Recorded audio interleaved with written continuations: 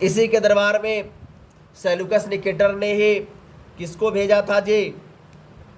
आपको पता है इसके दरबार में चंद्रगुप्त ने के दरबार में सेल्यूकस निकेटर ने किसको भेजा था? जिसने इंडिका नामक पुस्तक की रचना की। नाम था उसका मेगास्थनीज। यह 20 वर्षों तक जो है से कि आकर के मगध में रहा था और इसको अपना राजदूत बना करके चंद्रगुप्त ने कहाँ भेजा था? चीन भेजा था। इसने इंडिका नामक पुस्तक की रचना की, बहुत इंपॉर्टेंट है। कौटिल्य ने अर्थशास्त्र, इंडिका मेगास्थनीज ने लिखा, राइट। आगे जब आप बात करते हैं तो चंद्रगुप्त मौर्य में बात यह आती है कि चंद्रगुप्त जो था वो जैन धर्म को मानता था और भद्रबाहु के साथ जाकर के श्रवणबेलगोला की पहाड़ी पर अपने संलेखना पद्धति को अपना करके, संलेखना पद्धति जैन धर्म की पद्धति है जिसमें ये कहा गया है कि बिना भोजन किए भूखे प्यासे रह करके अपने शरीर का त्याग कर देना। और श्रवणबेलगोला की पहाड़ी पर जाकर के चंद्रगुप्त मौर्य ने अपने प्राण का क्या कर दिया? त्याग कर दिया। तो इंपॉर्टेंट फैक्ट्स में चंद्रगुप्त में इतना है। चंद्रगुप्त मौर्य में इंपॉर्टेंट फैक्ट्स इतना है। आपको ये चीजें ध्यान रखनी है। कोई डाउट है क्या? बताइए। नहीं। चलिए अब देखिए चंद्रगुप्त के बाद इसके पुत्र को पढ़ते हैं। उसका नाम है बिंदुसार। बिंदुसार। देखिए आप तो ये भी जानते हैं बाबू कि एक बिंबिसार है, ये बिंदुसार है। तो बिंबिसार आए तो हर्यक वंश का संस्थापक, मगध का वास्तविक संस्थापक। जबकि बात आए बिंदुसार की तो यह चंद्रगुप्त मौर्य का पुत्र था और मौर्य साम्राज्य का अगला शासक था। कोई डाउट? अब इसमें यह होता है बिंदुसार में, इसको ज़्यादा याद नहीं रखना है। आपके इतिहास में दुइये गो आदमी का 100 गो पुत्र था। एक को कौरव था जिसका 100 पुत्र हुआ, और भैया एक ई महोदय थे, इनके भी 100 पुत्र थे। टैलेंटेड था है ना, इनके भी पास 100 पुत्र थे। इनके बारे में सबसे ज़्यादा पूछा जाने वाला सवाल है कि इनको किस नाम से जानते हैं? तो इनको जानते हैं अमित्रघात के नाम से। अमित्रघात का मतलब होता है शत्रु को पल भर में समाप्त कर दे, है ना। तो भैया जेकरा पास 100 गो बेटा होगा से कौन बोलेगा? कोई बोलेगा? चलिए इनके पुत्रों के क्रम में सुसीम सबसे बड़ा था। कौन? सुसीम जो था वो सबसे बड़ा था। इसके बाद अशोक था। अब आप उम्मीद कीजिएगा कि सर को सब नंबर याद हो तो थोड़ा याद होगा। उसके बाद ABCDEFGH कुछ आपने या नाम रखी, उसे मतलब अशोक बड़ा ही जो है से कि महत्वाकांक्षी प्रकार का व्यक्ति था और चाहता था कि भैया सुसीम राजा ना बने, मैं राजा बनूं। और जब तक बड़ा जिंदा है तब तक छोटा राजा नहीं बन सकता है।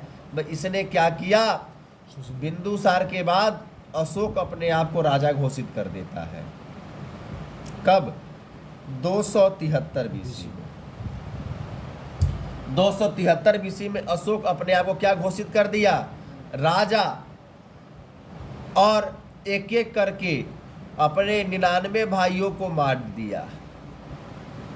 बोला ना रही बास ना बाजी बसु, सबको मार दिया। और इसको 99 भाइयों को मारने में लगे भैया 4 वर्ष। कितने वर्ष? तो 269 हो जाएगा 4। 269 BC में क्या किया इसने? अपने आप को, अपना राजा तो घोषित कर लिया था, 269 BC में अपना करवाया इसने राज्याभिषेक। कई बारी क्वेश्चन पूछता है अशोक ने अपना राज्याभिषेक कब करवाया? 269 BC। राजा कब घोषित किया? 273 BC में। अब बात ये आती है कि अशोक अपने जीवन में सबसे बड़ा युद्ध लड़ा राजा राज्याभिषेक करवाने के 8वें वर्ष में। समय आ गया 261 BC। सबसे बड़ा युद्ध लड़ा उस युद्ध का नाम था कलिंग का युद्ध। कलिंग युद्ध। उड़ीसा में लड़ा गया, साउथ उड़ीसा का क्षेत्र।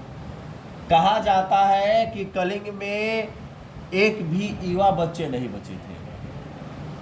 कोई ऐसी माँ थी जिसका गोद सूना नहीं हुआ था, कोई ऐसे बहनें नहीं थी जिसका मांग नहीं उजड़ा गया था। बाद में महिलाएं जब सामने आई तो अशोक ने बौद्ध धर्म को अपना लिया। अशोक की सबसे बड़ी गलती वही रही, क्योंकि राजा जब हथियार छोड़ देता है तो उसका राज्य कमजोर पड़ जाता है, उसका राज्य छोटा पड़ जाता है। बात समझ में आ रहा है? नहीं तो हमारा देश वर्मा से पूरब में, पश्चिम में ईरान, राइट ना, ऊपर में तिब्बत से लेकर के नीचे में श्रीलंका तक विस्तारित था। सोचिए, ये अशोक के समय का बात मैं बता रहा हूं। एक राजा युद्ध छोड़ता है तो क्या होता है आप देख सकते हैं। कोई डाउट? इसी अशोक के शासनकाल में 255 बीसी में, याद कीजिए, कौन थर्ड बौद्ध संगति हुई। याद आ रहा हीरो? थर्ड बौद्ध संगति हुई। इसका समय काल ये रहा। अध्यक्ष कौन था भैया? ऐसे पढ़ने से क्या होगा? मोगलीपुत्तिस। इसने एक पुस्तक की रचना की,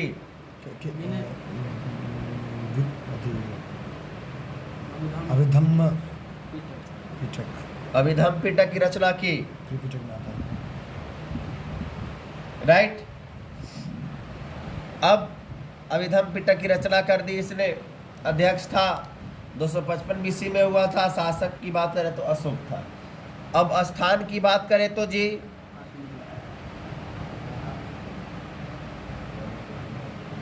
पाटलिपुत्र,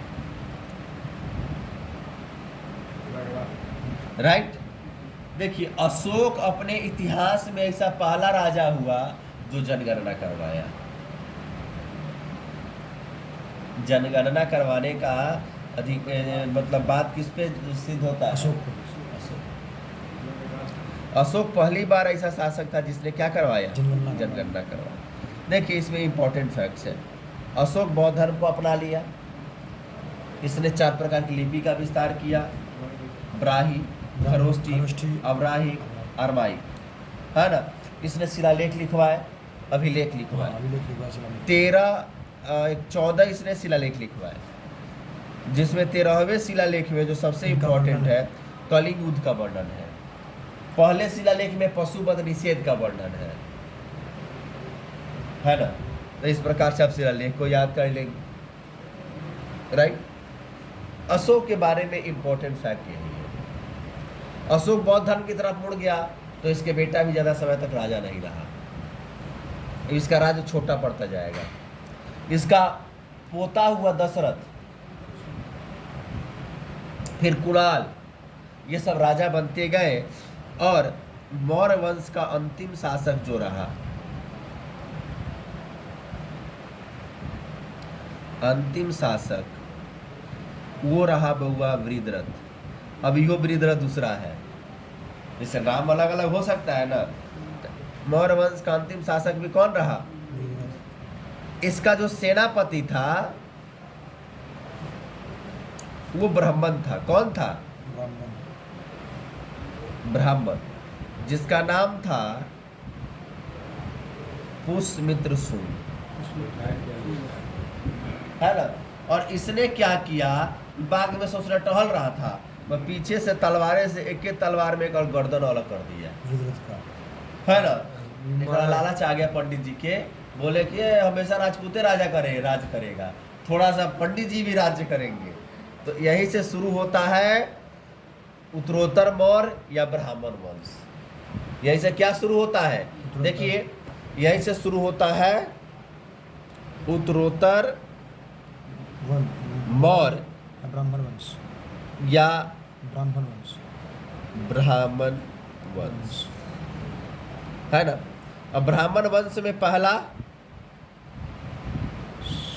शुंग वंश, सुवंश, फिर कण्व वंश, फिर अकाटक वंश, फिर संगम वंश। ये वाला क्लास है, राइट। ठीक है, जय हिंद।